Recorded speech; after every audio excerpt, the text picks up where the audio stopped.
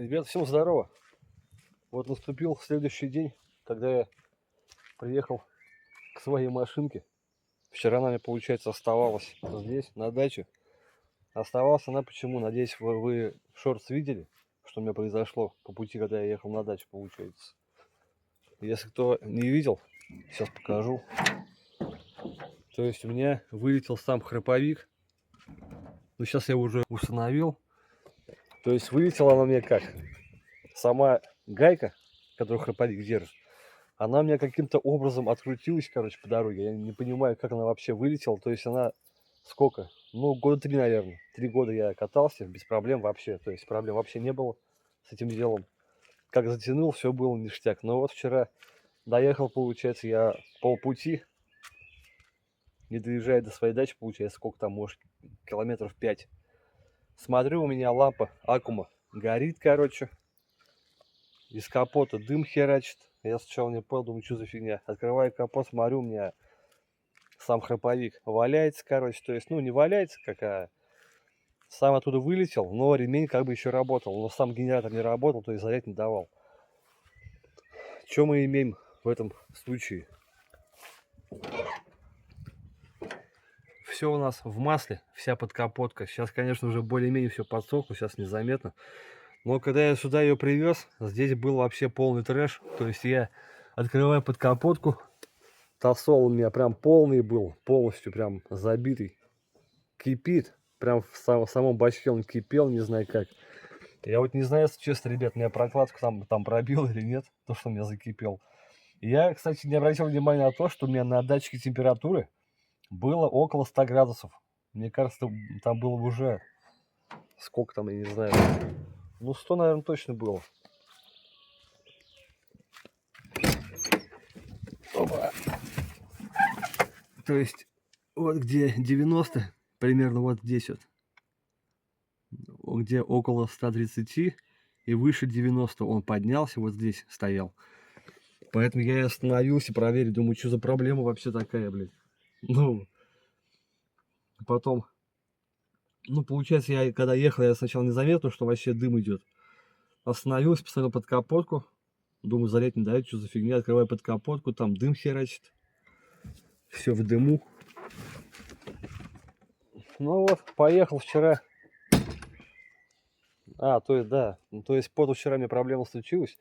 И вчера я поехал, получается, из сада на автобусе в магазин. Ну, так как были праздники, у нас нифига ничего не работало.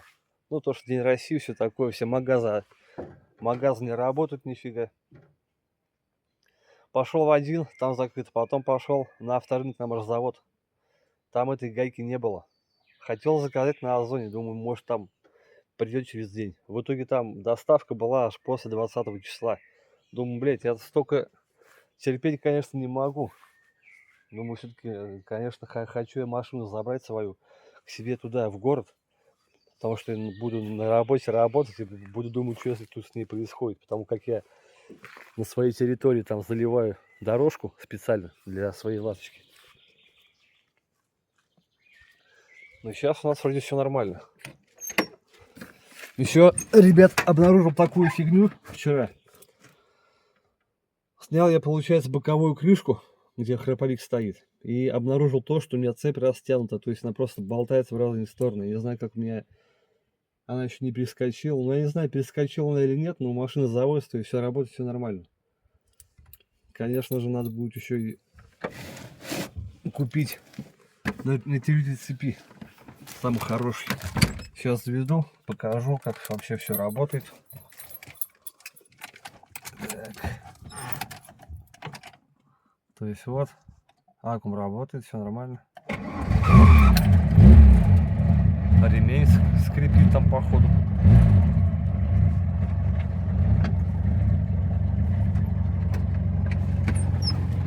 Так.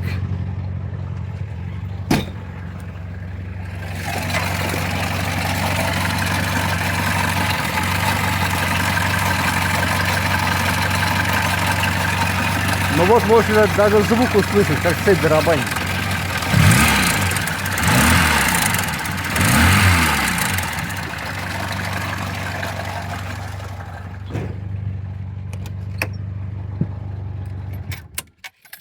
Причем этот звук был уже, я не знаю сколько, ну может месяца 3, как я понял. Ну, как я понял, где-то месяца 3, может даже чуть побольше. Сначала я думал, может там какая фигня, или рокера, может, думаю, мозги канифолят, или сами пружинки вот эти рокера держатся. Ну, потому как я клапана регулировал, сколько я, ну, может, год-два назад или полтора. Ну, короче, ну да, позапрошлым летом, получается, я клапана регулировал. Было все нормально. Но вот сейчас такая фигня. Вот я поэтому и подумал, то, что может у меня вся проблема в рокерах. Ну, как оказалось, у меня, походу, галимый натяжитель был.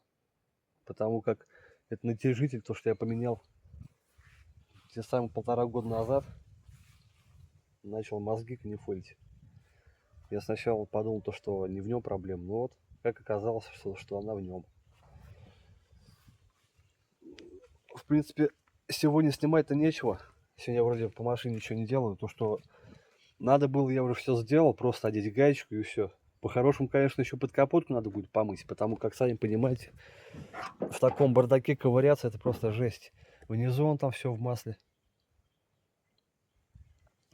Масло я посмотрел на щупе, там чуть выше максимума, ой, чуть выше минимума, то есть меньше максимум, был по максимуму. Походу, пока я сюда ехал, у меня все разлетелось по капоту, все масло, поэтому сейчас у меня чуть ниже максимума и чуть повыше минимума. Но все равно доливать надо будет, потому как неизвестно вообще, куда масло будет деваться. Еще когда я озевал крышку боковую этого храповика, где не мост, а поддон, крышка поддона самого. То есть где сбоку находится, я не знаю, видать или нет. Сейчас попробую покажу. Если видать, вот здесь вот, короче. То есть правый, он нормально закрутился. А посередине и слева там эти болтики полностью слезались. Поэтому я не знаю, будет там протекать или нет. Может, стоит просто с помощью метчика сделать метки там. Ну, то есть с помощью самой дрели дырочку побольше сделать. С помощью метчика сделать там резьбу и засунуть те же самые шурупчики, только подлиннее диаметром. Либо покупать новую крышку. Ну, можно, в принципе, с пятерочек снять. У меня еще на пятерке тоже крышка есть запасная. Вот не знаю, будет у меня масло сочиться или нет из этого поддона. Ну, в принципе, по машине-то все. Вроде пока работает. Вообще, что я собирался делать? Я привез с собой рулевую колонку. Ну, рулевая колонка или рулевой редуктор, как его называют. Хотел поменять. То есть на этом же месте, где у меня машинка стоит постоянно на земле, хотел поменять я его. Думаю, сейчас поменяю. Люфта не будет большого. Потому как там люфт был просто здоровый. Вот она сама рулевая колонка, то есть, как видите, вот она. Ну, то есть работает, все нормально. Все крутится. Все по ништяку. Единственное, конечно, я вот не знаю, стоит ли сюда заливать масло. Потому как я смотрел видос, там говорил то, что нужно открутить, получается, вот эту крышечку. Трансмиссионное масло сюда залить надо прям до конца и закручивать. А кто-то говорил то, что да вообще пофигу, как купил редуктор, ничего там не делай, масло не меняй, пускай у тебя так все и остается. Все, что идет по заводу, так и должно быть, короче. Но кто-то говорит наоборот, то, что когда они его делают, они слишком мало масла заливают. Поэтому я, конечно, не знаю, стоит ли заливать или нет, конечно, ребят. В комменте напишите, кто в курсе. Потому как я с этим делом еще дела не имел. Само собой, все по видосу делаю. Такой тяжеленький, новенький. 5 косарей на Озоне стоит 4800, по-моему. Ну, почти 5, короче. Ну вот.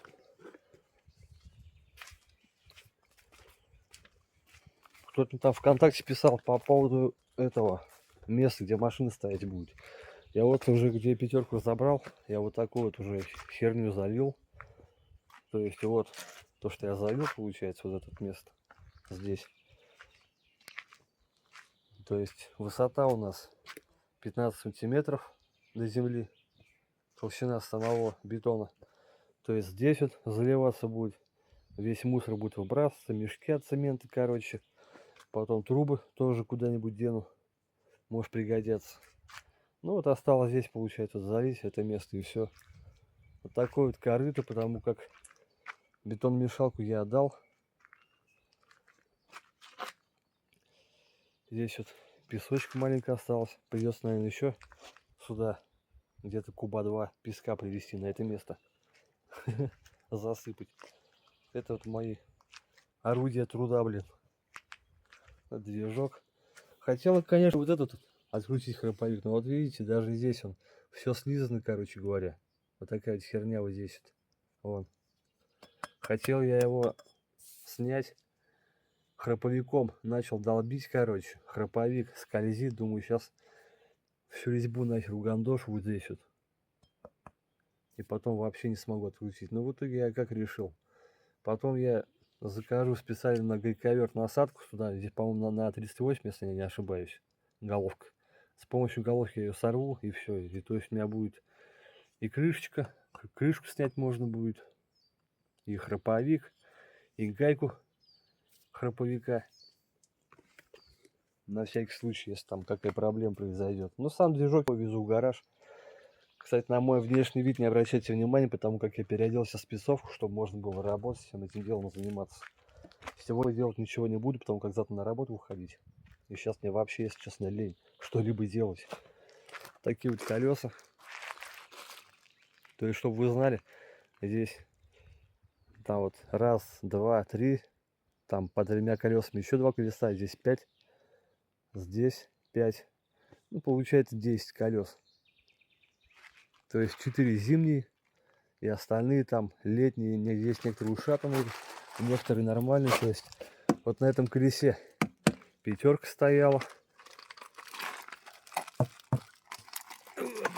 Вот на этом тоже колесе пятерка стояла. Покрышка-то хорошая, блин. Вот на этом тоже пятерка стояла, вон. Она шиповная, но она уже вся в трещинах, вон, если заметно. Там зимние лежат. Хорошие. Это летние. Почти лысая резина. Вот если честно, даже не знаю, ребят, тут одна резина у меня есть такая вот. То есть вот видите, здесь такие вот трещинки. Она сама по себе бескамерка. И вот мне интересно, можно ли на ней кататься или нет. Потому как я, конечно, не стал рисковать на ней ездить, но все никак мне руки не доходили узнать в интернете или сходить в шиномонтажку поинтересоваться. Ну, в общем, как-то так. То, что касается по поводу полуавтомата. Мне тоже спрашивали многие люди, какой возьмешь, когда закажешь, продашь ли ты этот старый. Старый я продал, Ресанта Саи по 160 за 5 косарей. Покупал я его за сколько, за 6, по-моему, еще зимой. Продал я его за 5. Ну, 1000 рублей, ладно, пускай будет. 1000 рублей пускай я потерял, зато она большую пользу дала. Потому как я некоторые прибамбасы приварил на стойке. Пускай считается, что я его на прокат брал, блин. Добавил и заказал новый полуавтомат. Я его уже сейчас его уже собирают. Завтра должен прийти. Поэтому, ребят, ваши комменты я всегда читаю, ваши советы я слушаю. Кто-то говорил то, что Солярис бери, кто-то говорил то, что возьми Аврору. Ну, посмотрел я по деньгам, само собой, Аврора, она дороговато вышла, но я взял один полуавтомат хороший за 11 800. Она сначала стоила 11 500, потом 11 800, сейчас уже 900, короче. Ну, почти 12 косарей отдал. Блять, комары уже летают, хотя день сейчас. Ну вот, какой я полуавтомат заказал, можете написать в комментарии, кто в курсе. Если кто не в курсе, потом следующий видос будет обзор этого полуавтомата. Но мне просто интересно, угадаете ли вы, как я заказал. Бетончик еще не подсох до конца. Я по нему хожу. Ну, в принципе, я вчера его залил. Сейчас уже нормальный должен быть. Ну и ладно, фиг с ним. Ну, короче, как-то так, ребят. Сегодня я так особо-то видос не снимаю, потому как мне многие говорят, то, что типа, что так редко видос снимаешь, все такое. Ну, просто бывает, ребят, то работу снимать вообще нечего. Бывает. И поэтому вот как-то так. Я канал не бросаю. Ну, как мне писал, что типа канал забросил уже. Видос не выкладываешь, уже так смотреть неинтересно, ребят. Видосы будут. В любом случае они будут. Я буду снимать все по машине, как ее ремонтирую. Поэтому не теряйтесь. Ну все, на этом все, наверное, ребят. Сейчас поеду домой отдыхать, завтра на работу. Поэтому, ребят, ставьте лайкосы, на канал подписывайтесь, будет много еще интересного. Всем спасибо, всем пока и до новых встреч. Ждите обзор полуавтомата.